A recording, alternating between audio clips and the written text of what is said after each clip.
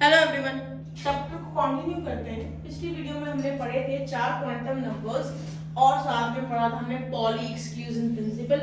आज हम पढ़ने वाले हैं शेप्स एटॉमिक ऑर्बिटल्स की।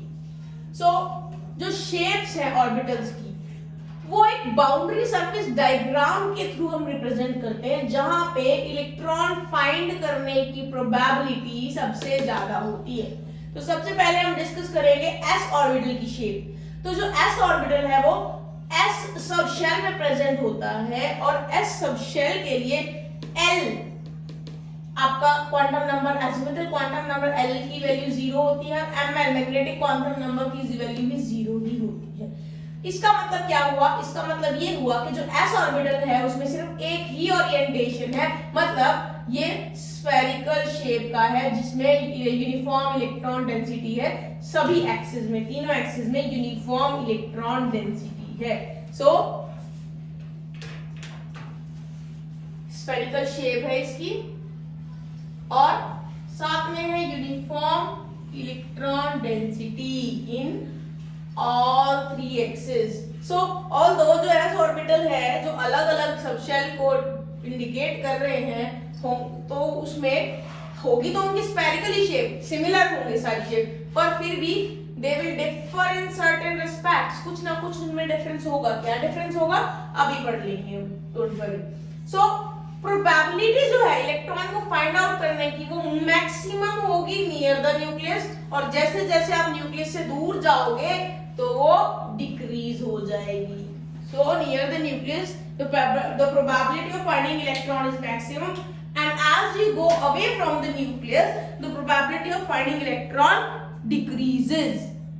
Now अगर मैं 2s ऑर्बिटल की बात करूं तो 2s ऑर्बिटल में प्रोबेबिलिटी जो है वो मैक्सिमम होगी न्यूक्लियस के पास, और जैसे जैसे आप दूर जाओगे तो वो डिक्रीज हो जाएगी। कितनी?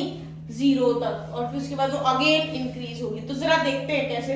पहले 1s ऑर्बिटल देखिए तो ये सारा जो रीजन है यहाँ पे probability of finding electron maximum है। न्यूक्लियस के नजदीक सबसे ज्यादा, दूर जाते जाओगे तो घट जाएगी, डिक्रीज हो जाएगी प्रोबेबिलिटी ऑफ फाइंडिंग इलेक्ट्रॉन्स, लेकिन 0 नहीं होगी इस स्फेरिकल रीजन में।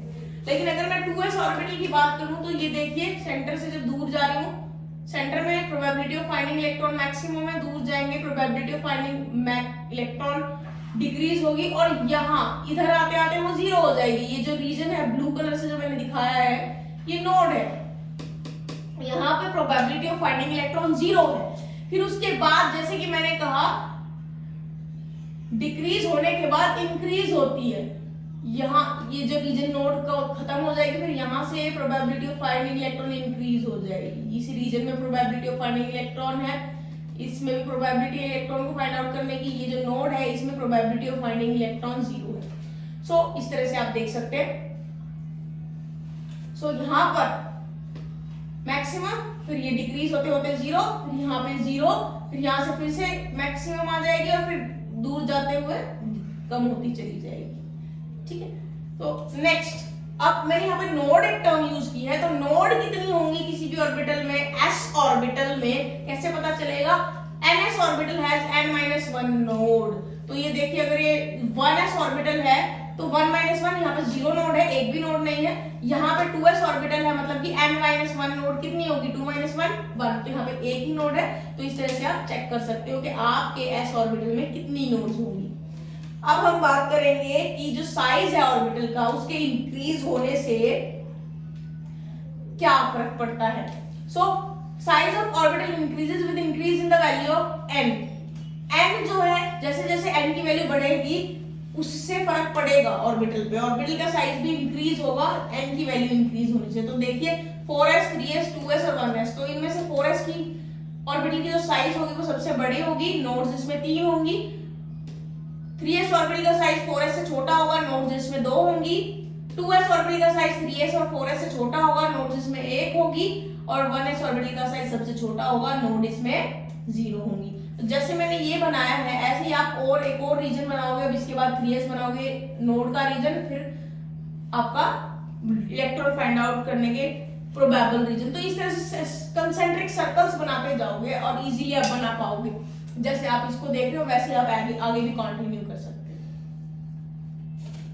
तो जैसे जैसे ये डिस्टेंस बढ़ेगा ना, तो probability of finding electrons, distance मतलब न्यूक्लियस से ये वाली जो बाहर वाली बाउंड्री है इसका डिस्टेंस बढ़ेगा, वैसे ही प्रोबेबिलिटी ऑफ फाइंडिंग इलेक्ट्रॉन्स भी डिक्रीज होती चली जाएगी। So this was the shape of S orbital. Now we are going to do the shape of P orbitals. जो पी ऑर्बिटल है वो p सबशेल में प्रेजेंट है और उसके लिए l की वैल्यू है 1 और m की वैल्यू है +1, 0 एंड -1। इसका मतलब ये है कि हमारे पास 3 ऑर्बिटल्स है p शेल में, जिनको हम कैसे डेजिग्नेट कर सकते हैं, px, py, pz। वो डिपेंड करता है कि वो कौन से एक्सिस में प्रेजेंट है। तो मैंने यहाँ पर शेप्स बनाई है तीनों की, तो आप देख सकते हो। तो यहाँ पर x एक्सिस में जो लोब है इसे हम px बोलेंगे, अगर लोब y में है तो py बोलेंगे, z में है तो pz बोलेंगे। जो ये दो लोब्स हैं इसके बीच में एक प्लेन प्रेजेंट होता है जहां पे प्रोबेबिलिटी ऑफ फाइंडिंग इलेक्ट्रॉन बिल्कुल 0 होती है, उसको हम नोडल प्लेन बोलते हैं। न्यूक्लियस यहाँ इस ओरिजिन पे होता है, यहाँ पे दो लोब्स प्रेजेंट होती है और यहाँ लोब्स में इलेक्ट्रॉन को फाइंड आउट करने की प्रोबेबिलिटी मैक्सिमम होती है। और ये लोब्स जो है p ऑर्बिटल की, इसको हम डंबल शेप भी बोलते हैं। जो p ऑर्बिटल अगर हम हायर एनर्जी लेवल की बात करें, मतलब अगर मैं m इज इक्वल टू 3, 4, 5 की बात करूं, हायर एनर्जी ऑर्बिटल्स की बात करूं, तो उस केस के अंदर p ऑर्बिटल का ये जो लोब्स है ये ऐसी ही रहेंगी, शेप यही रहेगी, बस थोड़ी सी लोब्स बड़े साइज की हो जाएंगी। यहाँ पे नंबर ऑफ नोड्स कैसे निकालेंगे हम, n-2 के फॉर्मूले से हम नंबर ऑफ नोड्स निकालेंगे। सो this was about the p orbital. Now we are going to discuss about the shapes of d orbitals। जिस d ऑर्बिटल की शेप है उसको फाइंड आउट करने के लिए फिर हम वही प्रोसीजर फॉलो करेंगे। d orbital d sub shell में प्रेजेंट होता है, l की वैल्यू 2 होती है, उसके लिए m की वैल्यू +2 +1 0 -1 -2 होती है, मतलब कि 1 2 3 4 5 यहाँ पे ऑर्बिटल्स हैं d सब शेल के लिए, जिनका नाम है dxy, dyz, dxz, dx² - y² and dz²। तो ये इनकी शेप्स हैं dy, dxy। ये देखिए xy में x और y एक्सिस के बीच में ये लोब्स प्रेजेंट होंगी दो। ऐसे ये है, इस तरह से ये। तो ये वाली जो शेप्स है, ये 4 शेप 1 2 3 4, ये जो 4 शेप्स मैंने यहाँ पर बनाई हैं, ये जो 4 शेप है बिल्कुल एक जैसी हैं शेप में, और इनको नाम दिया गया है क्लोवर लीफ शेप। फिर ये जो शेप है ये इन चारों से डिफरेंट है, तो इस शेप को नाम दिया गया है डोनट शेप, डोनट शेप को। ये जो 5 ऑर्बिटल्स हैं सबकी एनर्जी सेम होती है और इसीलिए इनको क्या नाम दिया गया है, इसलिए इनको नाम दिया गया है degenerate orbitals.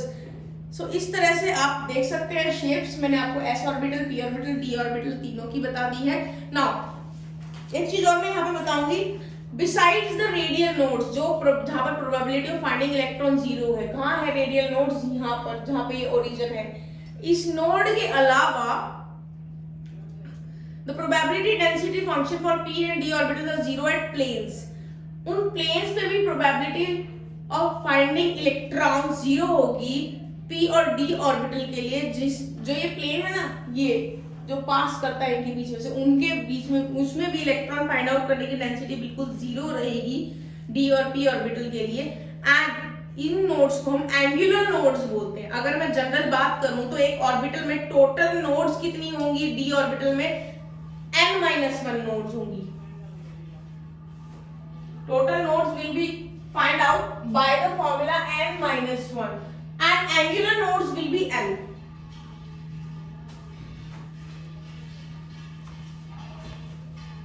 See, total nodes किसके इक्वल है, वो इक्वल है n-1 के। एंगुलर नोड्स किसके इक्वल है, वो इक्वल है L के। और आपकी आ जाती है फिर रेडियल नोड्स। रेडियल नोड्स वो किसके इक्वल है, वो है n-L-1 के इक्वल है। तो इस फॉर्मूले से आप नोड्स चेक कर सकते हो for d orbital. Now let us discuss the relative energies of atomic orbitals। Atomic orbitals की जो relative energy है उनको हम कंपेयर कर सकते हैं उनके एनर्जी लेवल डायग्राम की हेल्प से। तो सबसे पहले हम हाइड्रोजन का एनर्जी लेवल डायग्राम पढ़ेंगे। तो यहाँ पे आप फिगर देख सकते हो, ये इसमें एनर्जी के अकॉर्डिंगली मैंने ऑर्बिटल्स को अरेंज किया है। जो एनर्जी है ऑर्बिटल्स की हाइड्रोजन में, सिर्फ हाइड्रोजन एटम है, वो डिपेंड करती है सिर्फ प्रिंसिपल क्वांटम नंबर n की वैल्यू पे, वो l की वैल्यू पे बिल्कुल भी डिपेंड नहीं करती है। ये आपको ध्यान रखना है इस बात का। इसका मतलब ये है कि जो ऑर्बिटल्स हैं जो बिलोंग करते हैं एक पर्टिकुलर शेल में, उनकी सेम एनर्जी रहेगी। मीन्स अगर n की वैल्यू सेम है तो सब ऑर्बिटल से कितने भी हो उनकी एनर्जी सेम रहेगी। सो एग्जांपल देखिए, 2s और 2p दोनों के लिए n की वैल्यू 2 है, ये s सब शेल के लिए का है ये, और ये p सब शेल है, बट स्टिल दोनों के n की वैल्यू सेम है, इसलिए दोनों की एनर्जी भी सेम रहेगी। This is the case for hydrogen atom. Now energy level जो है हाइड्रोजन एटम का, जो एनर्जी लेवल डायग्राम है उसको हम 1 इलेक्ट्रॉन स्पीसीज पे भी अप्लाई कर सकते हैं। जैसे कि आपका हीलियम पॉजिटिव आयन या लिथियम 2 पॉजिटिव आयन है, उनके ऊपर भी हम इसको अप्लाई कर सकते हैं, सेम एनर्जी लेवल डायग्राम को, जो आपके सामने बना हुआ है ये वाला। तो इस लेवल डायग्राम की अकॉर्डिंगली अगर मैं देखूं, अगर मैं ऑर्बिटल्स को अरेंज करूं अलग अलग एनर्जी लेवल के अकॉर्डिंगली, तो देखिए 1s ऑर्बिटल की लोएस्ट एनर्जी होगी, फिर 2s ऑर्बिटल की उससे हायर, 2s और 2p की सेम रहेगी क्योंकि दोनों में प्रिंसिपल क्वांटम नंबर सेम है। फिर उसके बाद थर्ड प्रिंसिपल क्वांटम नंबर आता है, थर्ड प्रिंसिपल क्वांटम नंबर में 2s 2p और 3s 3p और 3d तीनों की एनर्जी सेम रहेगी क्योंकि n की वैल्यू सेम है। फिर उसके बाद इससे ज्यादा होगी 4 ऑर्बिटल की, 4s orbital, 4p orbital, 4d और 4f सबकी वैल्यू सेम रहेगी एनर्जी की, क्योंकि ये दोनों का प्रिंसिपल क्वांटम नंबर सेम है। क्योंकि ऑलरेडी मैं बता चुकी हूँ यहाँ पर पॉइंट कि प्रिंसिपल क्वांटम नंबर n पे डिपेंड करती है, एनर्जी l पे डिपेंड नहीं करती है। सो जो ऑर्बिटल्स जिनकी सेम एनर्जी है वो डी जनरेट ऑर्बिटल्स हैं। तो जैसे कि 2s 2p दोनों की सेम एनर्जी है, ये डी जनरेट है।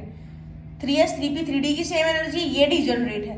4s 4p 4d और 4f की वैल्यू सेम है, ये डी जनरेट ऑर्बिटल्स है। तो ये तो हो गया energy level diagram for hydrogen atoms. अब हम इसको अप्लाई करेंगे मल्टी इलेक्ट्रॉन एटम्स पे। तो देखिए जो एनर्जी लेवल डायग्राम होगा एटम्स का, जिसमें एक से ज्यादा इलेक्ट्रॉन है, मतलब कि मल्टी इलेक्ट्रॉन सिस्टम है, उनमें जो है थोड़ा रिवर्स है।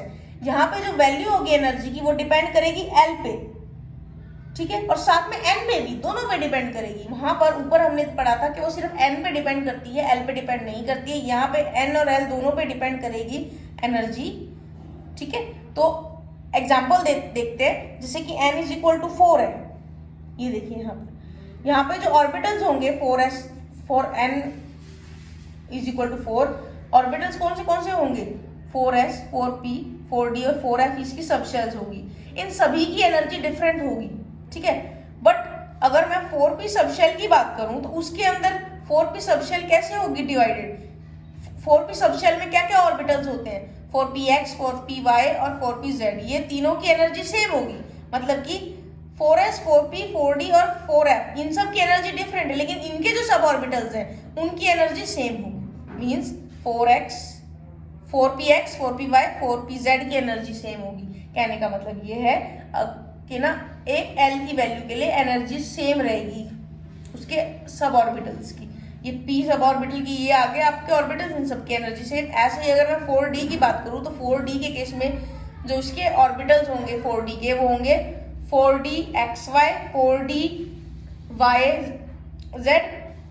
4dxz 4dx square minus Y square और 4z स्क्वायर, इन सबकी एनर्जी सेम रहेगी। तो इसमें ये चीज हमें ध्यान रखनी है। अब हम फीचर्स करेंगे इसके डायग्राम के। अगर मैं फीचर्स की बात करूं इसके डायग्राम के, तो मैं डायग्राम जस्ट अभी आपको दिखाऊंगी। तो पहला पॉइंट क्या बनता है? पहला पॉइंट ये बनता है कि कोई भी अगर वैल्यू है n की अगर सेम वैल्यू है तो l की वैल्यू जितनी हायर होगी उतनी ज्यादा ही एनर्जी होगी ऑर्बिटल की। एग्जांपल देख लीजिए, ज्यादा क्लियर हो जाएगा। The order of energy of 3s 3p 3d, हमने 3s 3p 3d लिए, यहाँ पे n की वैल्यू सेम है। मैंने कहा था अगर सेम वैल्यू है n की तो उसमें l की वैल्यू जितनी ज्यादा उतना ज्यादा एनर्जी। तो इन सब में से l की वैल्यू d की ज्यादा है तो d की एनर्जी सबसे हाई होगी, उससे कम p की और सबसे कम s की। तो अगर n की वैल्यू सेम है तो l की वैल्यू पे डिपेंड करेगा एनर्जी लेवल, एनर्जी ऑर्बिटल की l पे डिपेंड करेगा।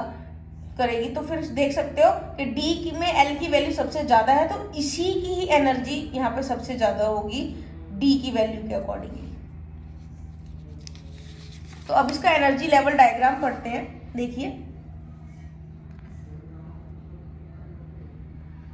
ये इसका एनर्जी लेवल डायग्राम है, ये मल्टी इलेक्ट्रॉन सिस्टम के केस में है। तो यहाँ पे energy between S and P orbital of a particular energy shell is small. तो आप देख सकते हो जो एनर्जी डिफरेंस है एस और पी ऑर्बिटल के बीच में कम है एक पर्टिकुलर शेल के लिए, एस और पी, जैसे कि आप देख सकते हो। तो आप जरा देखिए ध्यान से मैं क्या कहना चाह रही हूँ। मैं यहाँ पर आपको एग्जाम्पल लेके बताती हूँ। एग्जाम्पल देखिए, मैं 4s 4p 4d और 4f की बात करती हूँ। यहाँ पे क्या कहा है मैंने ये कहा है एक ही शेल के लिए, मतलब कि अगर n की वैल्यू सेम है तो उस सेम शेल के लिए s और p ऑर्बिटल के बीच का एनर्जी डिफरेंस कम होगा। मतलब अगर मैं 4s और 4p की बात करूं, ये 4s है ये 4p है, इनके बीच का डिफरेंस कम होगा। अगर मैं p और d की बात करूं तो 4p और 4d का डिफरेंस ज्यादा होगा और 4d और 4f का डिफरेंस और भी ज्यादा होगा एनर्जी का। तो यहाँ पे ये कहा गया है कि s और p के बीच का एनर्जी डिफरेंस कम है, p और d के बीच का एनर्जी डिफरेंस ज्यादा है और d और f का एनर्जी डिफरेंस और भी ज्यादा है for the same value of n। Second point आपको ये एक्सप्लेन करता है। अब थर्ड पॉइंट पे आ जाते हैं। थर्ड पॉइंट कहता है कि some orbitals belonging to lower energy shell are present in higher energy shell, higher energy position. कुछ इसमें एक्सेप्शनल केसेस आपको देखने को मिलेंगे, कुछ ऑर्बिटल्स जिनको लोअर एनर्जी शेल में प्रेजेंट होना चाहिए था लेकिन वो हायर पोजीशन पे है। For example the position of 3d orbital. देखिए आप 3d ऑर्बिटल जो है यहाँ पर है, ये हायर जगह हायर पोजीशन में प्रेजेंट है 4s के कंपैरेटिवली। d है, n की वैल्यू छोटी है तो इसको नीचे आना चाहिए था, लेकिन ये हायर एनर्जी लेवल पे प्रेजेंट है। तो इस तरह के एक्सेप्शनल केसेस भी आपको देखने को यहाँ मिलेंगे। अगर मैं इंक्रीजिंग ऑर्डर ऑफ एनर्जीज में अलग अलग ऑर्बिटल्स को अरेंज करूं तो ये सीक्वेंस आएगा, आप देख सकते हो, यहाँ से देख सकते हो। 1s की एनर्जी सबसे कम, फिर 2s की उससे ज्यादा, 2p की उससे ज्यादा, फिर 3s 3p 4s 3d 4p। तो ये जो एनर्जी लेवल का ये सीक्वेंस है ये आपको याद होना चाहिए। अगर आपको ये याद नहीं है तो आपको बहुत प्रॉब्लम आएगी, तो इसको याद रखिएगा। सो यहाँ पे जो रिलेटिव ऑर्डर है एनर्जीज का अलग अलग ऑर्बिटल्स का, ये कैसे प्रिडिक्ट हुआ था, कैसे पता चला था? It was predicted with the help of n plus L rule. n plus L rule को हम बहुत बड़ी रूल भी बोलते हैं। ये रूल क्या कहते हैं, जरा हम उसको डिस्कस करेंगे कि क्या ये रूल कहता है। सो इस रूल के अकॉर्डिंग जो the orbital having lower n plus L values has lower energy. जिस भी ऑर्बिटल की n प्लस एल वैल्यू कम होगी तो वो कम एनर्जी का होगा। अब एग्जांपल देख लीजिए, अभी जो मैंने एक्सेप्शनल केस बताया था कि 3d की पोजीशन हायर है एज कंपेयर टू 4s जो कि लोअर होनी चाहिए थी, तो ऐसा क्यों हुआ? तो जरा देखिए, n plus L value 4s orbital की क्या होगी? n वैल्यू हो गई 4, l वैल्यू हो गई 0, तो 4 प्लस 0 4 हो गई। 3d ऑर्बिटल के केस में देखिए, n की वैल्यू है 3, l की वैल्यू है 2, 3 प्लस 2 5 हो गई। तो according to Bohr Bury rule n plus L value 4d orbital की ज्यादा है, तो इसीलिए वो यहाँ हायर पोजीशन में प्रेजेंट है और 4s नीचे है। इसकी n प्लस एल वैल्यू 4 है और इसकी n प्लस एल वैल्यू 5 है, इसीलिए ये यहाँ पोजीशन पे आया हुआ है 4s से हायर। तो this is in accordance with the Bohr Bury rule. Second point इसमें आ जाता है, if two orbitals have same n plus L value. ऐसे भी ऑर्बिटल्स होंगे जिनकी n plus L value same आएगी, तब क्या किया जाए? तब क्या करेंगे? तब ऑर्बिटल जिसका लोअर वैल्यू है n का, आई रिपीट, जिसकी n की वैल्यू, सब शेल की value, main shell principal shell की वैल्यू लो है, उसकी एनर्जी लो कंसीडर करेंगे। ये एग्जांपल भी देख लेते हैं। 4f और 5d ऑर्बिटल हमारे पास दो हैं। 4f ऑर्बिटल की n प्लस एल वैल्यू कितनी आएगी? 4 प्लस 3 7। 5d ऑर्बिटल की भी n प्लस एल वैल्यू कितनी आएगी? 5 प्लस 2 7। दोनों की 7 है, तो इन दोनों में से लोअर एनर्जी किसकी होगी? जिसकी n की वैल्यू छोटी है। 4 यहाँ पे n की वैल्यू छोटी है, तो 4f ऑर्बिटल जो है वो नीचे आएगा, 5d ऊपर आएगा। तो आप देख सकते हो 4f यहाँ आया हुआ है, 5d इससे ऊपर आएगा, मैंने बनाया नहीं है, बुक में इतना ही है, तो ये जान लीजिए 4f यहाँ आएगा, 4d इससे ऊपर हायर एनर्जी लेवल पे आएगा। ये आपका एनर्जी लेवल डायग्राम हो गया है। अब नेक्स्ट टॉपिक जो हमें करना है वो स्क्रीनिंग या शील्डिंग इफेक्ट है। ये स्क्रीनिंग या शील्डिंग इफेक्ट आपको पता होना चाहिए, ये बहुत ज़रूरी है पढ़ने के लिए। अगला चैप्टर पढ़ेंगे, वहाँ भी ये काम आएगा। क्या होता है स्क्रीनिंग या shielding effect of the inner shell electrons?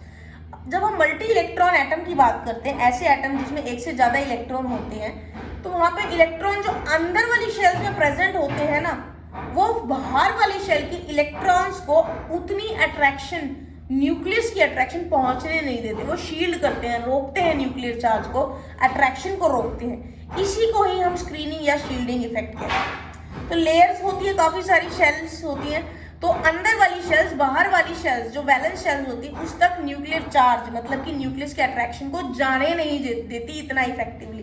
तो वो जो रोक रही है उस न्यूक्लियर अट्रैक्शन को, उसे स्क्रीनिंग या शील्डिंग इफेक्ट बोलते हैं। ऐसा होने से क्या होता है? ऐसा अगर होता है, न्यूक्लियर चार्ज इतना नहीं पहुंच पाता है, तो इससे फर्क क्या पड़ता है? इससे ये फर्क पड़ता है कि जो इलेक्ट्रॉन्स होते हैं उनको चार्ज नहीं मिल पाता, न्यूक्लियस से कंप्लीट चार्ज नहीं मिल पाता। इससे उनकी ग्रिप लूज हो जाती है, मतलब कि वो लूज हो जाते हैं, इलेक्ट्रॉन्स लूजली बाउंड हो जाते हैं एटम से वो इलेक्ट्रॉन्स। सो जो एक्चुअल चार्ज वैलेंस इलेक्ट्रॉन्स पे फेल्ट होता है, जो वो ऑब्जर्व करते हैं, जो उन्हें मिलता है एक्चुअल न्यूक्लियर चार्ज न्यूक्लियस से, उसे हम बोलते हैं इफेक्टिव न्यूक्लियर चार्ज। वो इफेक्टिव न्यूक्लियर चार्ज किसके इक्वल है? Z effective, that is effective nuclear charge is equal to total nuclear charge. जितना भी टोटल न्यूक्लियर चार्ज Z है, उसमें से स्क्रीनिंग कांस्टेंट सिग्मा को माइनस कर दो, आपका इफेक्टिव न्यूक्लियर चार्ज आ जाएगा। अब यहाँ जो सिग्मा है वो किस पे डिपेंड करता है? वो डिपेंड करता है इलेक्ट्रॉन्स पे। जितने ज्यादा इलेक्ट्रॉन्स प्रेजेंट होंगे इनर शेल में, उतना ही ज्यादा उसमें स्क्रीनिंग होगी। So greater the number of electrons present in the inner shell, greater will be the value of screening constant and lesser will be the value of effective nuclear charge।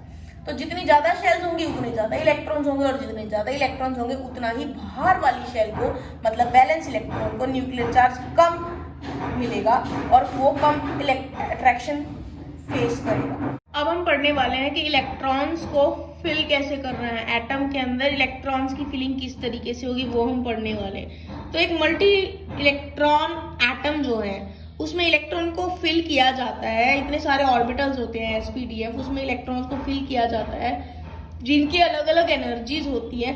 ये base होता है कुछ rules के ऊपर, कुछ rules हमें follow करने होते हैं, उसके अकॉर्डिंगली हम इलेक्ट्रॉन्स को फिल करते हैं, उसी हिसाब से हम उसकी इलेक्ट्रॉनिक कॉन्फ़िगरेशन बनाते हैं। सो ग्राउंड स्टेट जो है एटम की, वो सबसे ज्यादा स्टेबल है, तो इलेक्ट्रॉनिक कॉन्फ़िगरेशन जो है ग्राउंड स्टेट से ही रिलेटेड है। तो हम जो रूल्स पढ़ने वाले हैं वो ग्राउंड स्टेट इलेक्ट्रॉनिक कॉन्फ़िगरेशन के पढ़ेंगे। सो जो इलेक्ट्रॉनिक कॉन्फ़िगरेशन है एटम की, वो क्या है? वो है डिस्ट्रीब्यूशन है इलेक्ट्रॉन्स की डिफरेंट ऑर्बिटल्स में।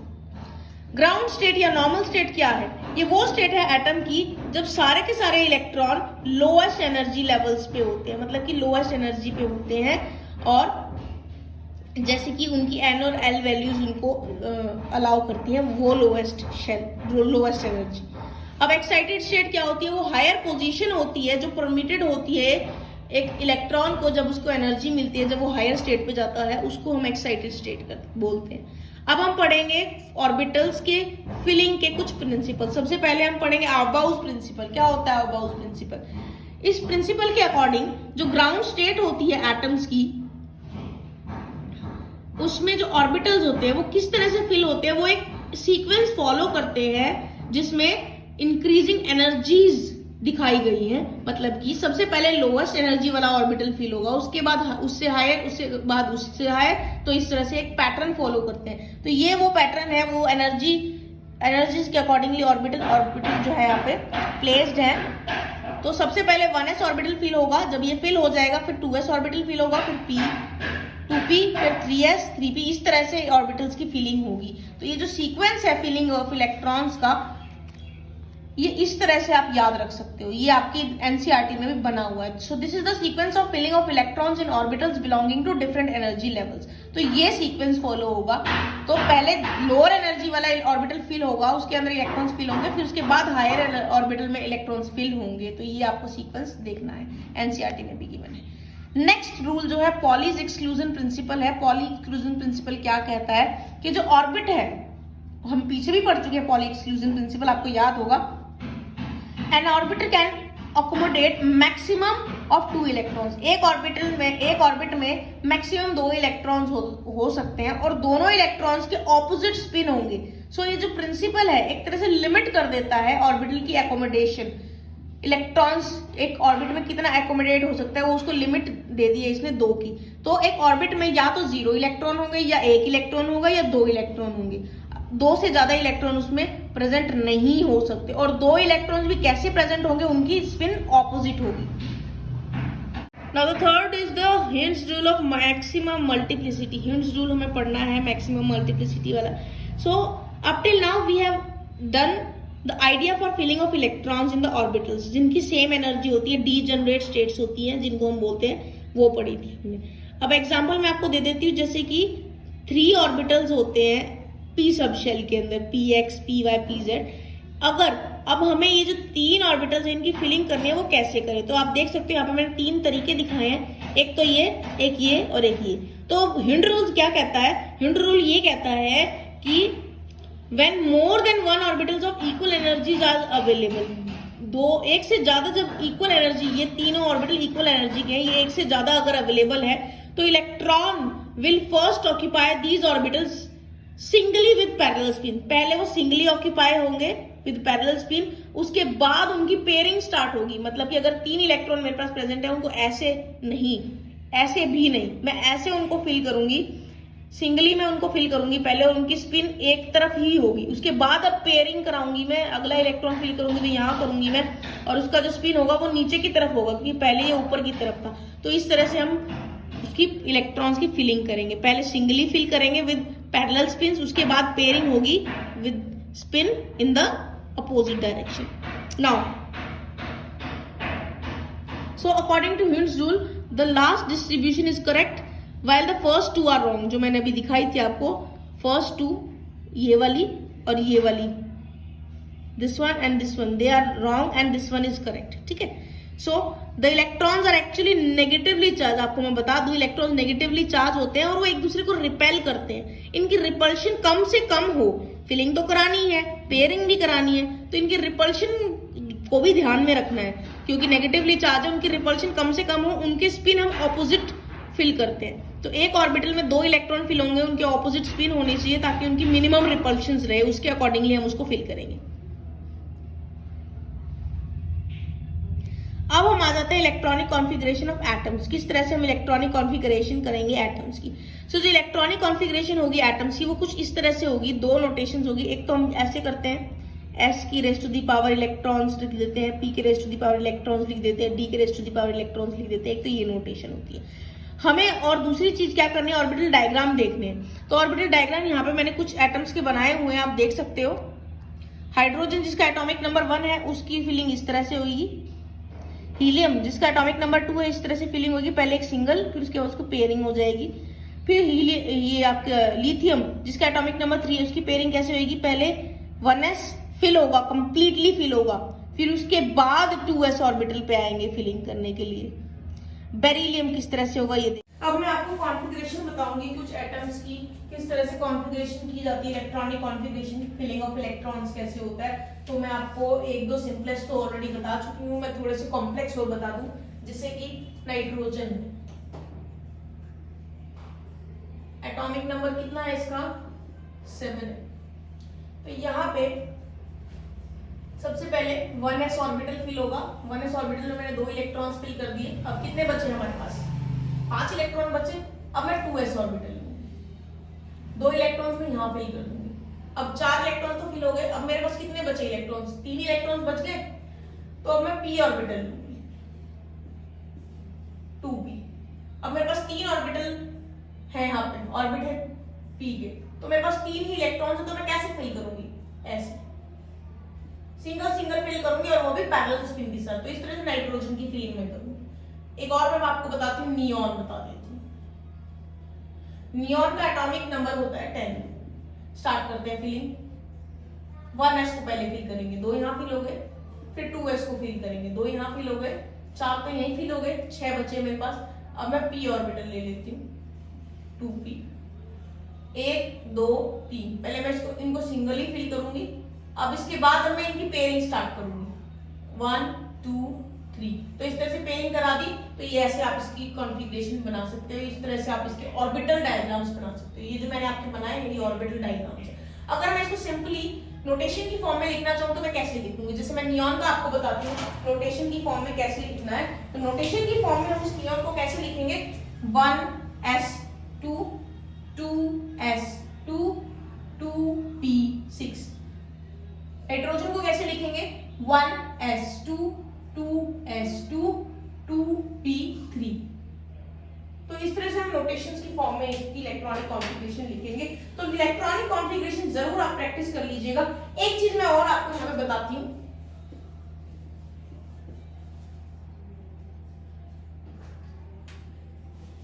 इलेक्ट्रॉनिक कॉन्फ़िगरेशन को रिप्रेजेंट करने का एक तरीका मैं आपको बताती हूँ। जैसे मैंने लिखा है NLX, मैंने यहाँ पर लिखा है,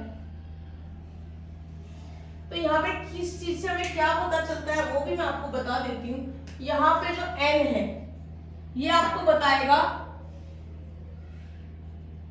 प्रिंसिपल शेल के बारे में, प्रिंसिपल क्वांटम नंबर। L जो है ये आपको बताएगा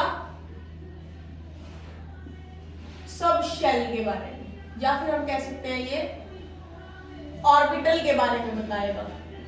X जो आप यहाँ पे है वो बताएगा आपको नंबर ऑफ इलेक्ट्रॉन्स जो प्रेजेंट है उसके बारे में।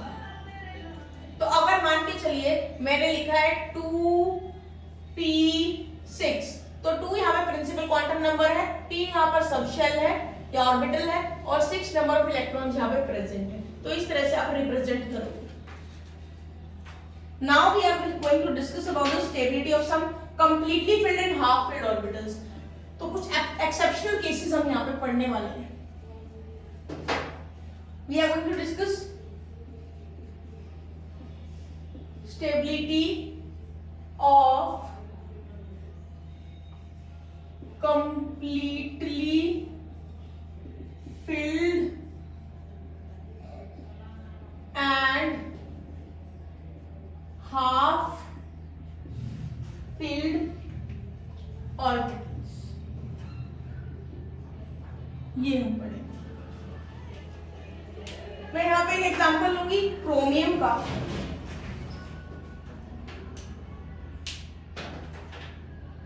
तो जो क्रोमियम है,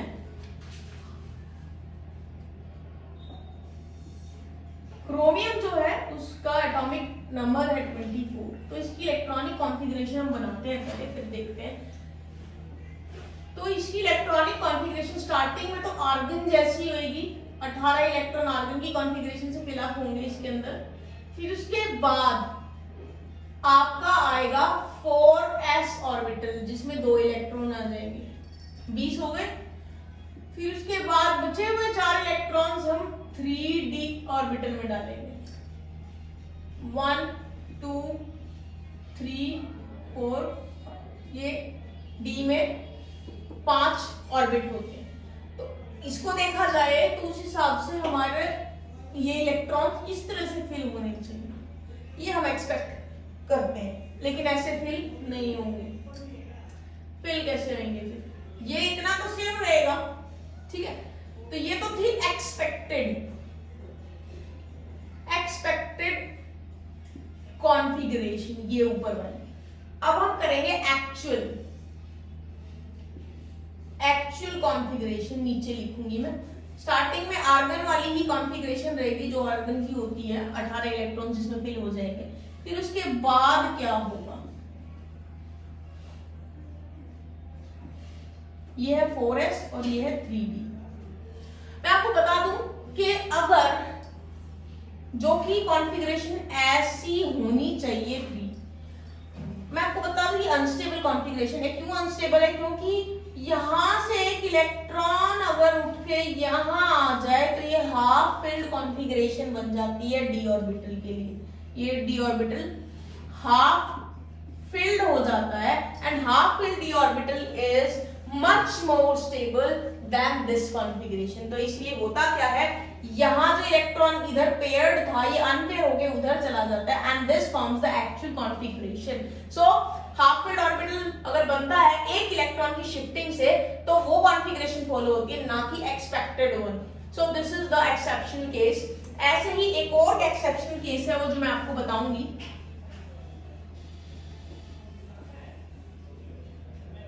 नेक्स्ट जो एक्सेप्शनल केस है वो मैं बताती हूँ कॉपर का। कॉपर की कॉन्फ़िगरेशन बनाने से पहले मैं आपको बता देती हूँ, इसका एटॉमिक नंबर है 29। अब एक्सपेक्ट जो हम कर रहे हैं कॉन्फ़िगरेशन, वो होगी आर्गन 18, ये 4s ऑर्बिटल, ये आपका